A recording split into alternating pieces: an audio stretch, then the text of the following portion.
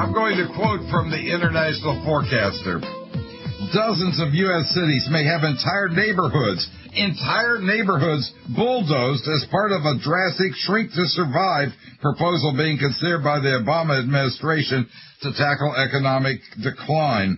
Flint, Michigan, one of the poorest cities in the U.S., raising entire districts, returning the land to nature, 40% being torn down, dwindled down the population, local services into a more viable area.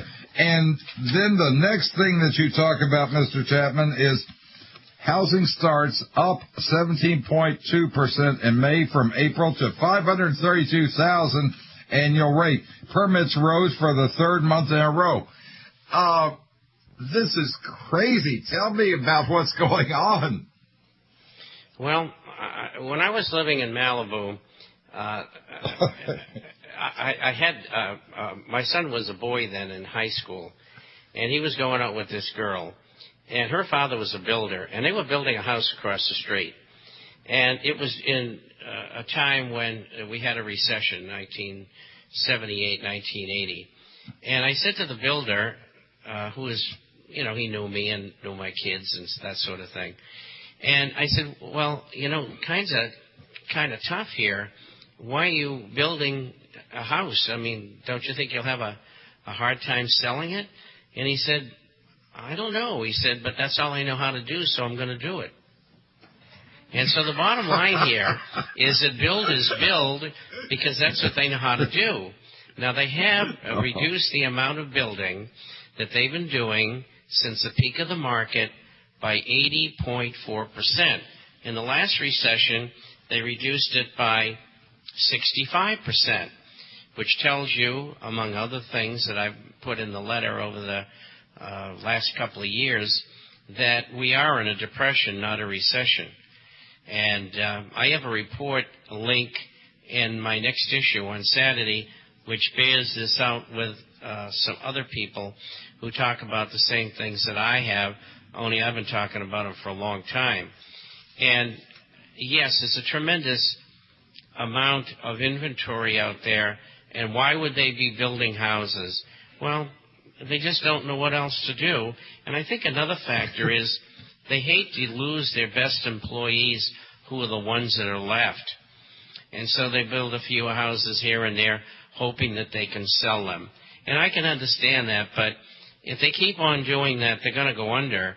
And about, it was in the beginning of 2006, we put a bunch of short positions, which means you're going to bet a stock's going to go down, on the builders. And we haven't covered them yet and taken a profit. And the reason why is that I believe that a number of these big builders are going to go under.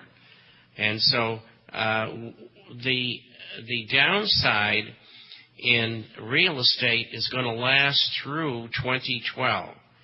And that's because we still have ALTA loans that are in existence that are going to be failing during the remainder of this year and early next year. We have option ARM loans that go out to 2012. And then we have a lot of people who had wonderful credit, and they've lost their job, and they're losing their homes. And so you have all of this feed going into the inventory, and then you got these people building homes still. And so what you've got here is a inventory problem that probably won't be worked off, I'd say, at least for 8, maybe 12 years. You've got another situation, tell me how desperate this is, where you've got Bank of America with 12.5, American Express 10.4, MasterCard 10.5, credit cards in default, 70-plus billion in losses. This is something nobody is talking much about except for you. You're giving down, listing the figures for all of these credit card companies. This is a major thing when you've got 12.5% credit cards into default. That's showing that more and more people are we're relying on their credit cards. They're going under. There's nowhere else for people to borrow to get money anymore. Their money's out. Their house is gone. You're saying that housing prices are likely to drop another 14% before it's all over, at least. So where are people getting the money to live at this point? Well, I don't know, but I do know that those credit card losses are going to double from there, if not more. And the ability to take equity out of homes is decreasing all the time. We have interest rates that are moving up. We predicted at the beginning of the year that the U.S. 10-year note would go from 2.35% yield to 3.5% yield. Well, at the beginning of June, it bypassed that. It's trading at 3.85%, and it got to about 4.01% last week when they had the auction. In order to keep the foreigners in the auction, they wanted a higher yield.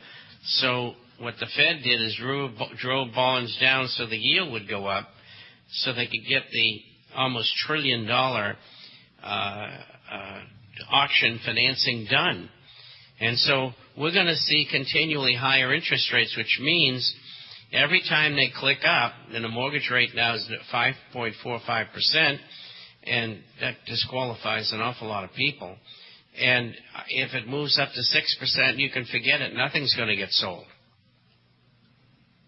Wow. Now, one of the things you say is that they've got a choice between creating inflation or default. So, excuse me, it's going to be inflation.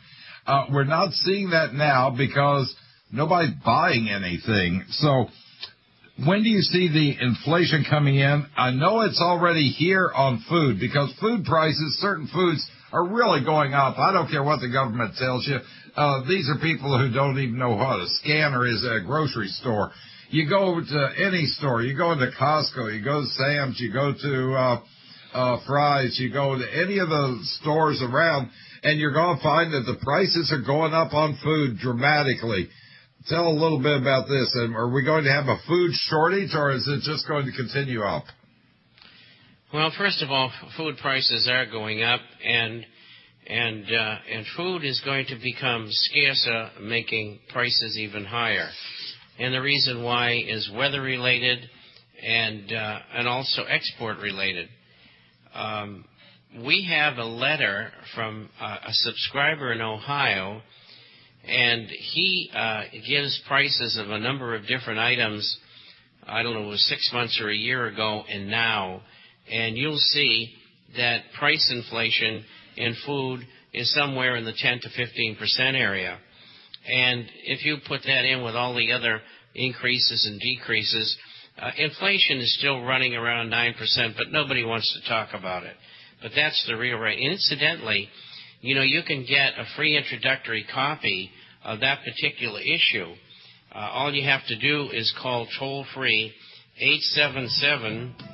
877-479-8178. That's 877-479-8178, or go to theinternationalforecaster.com. theinternationalforecaster.com. Got it. And we'll give that number again before we're finished, because this is one of the most important calls you can make.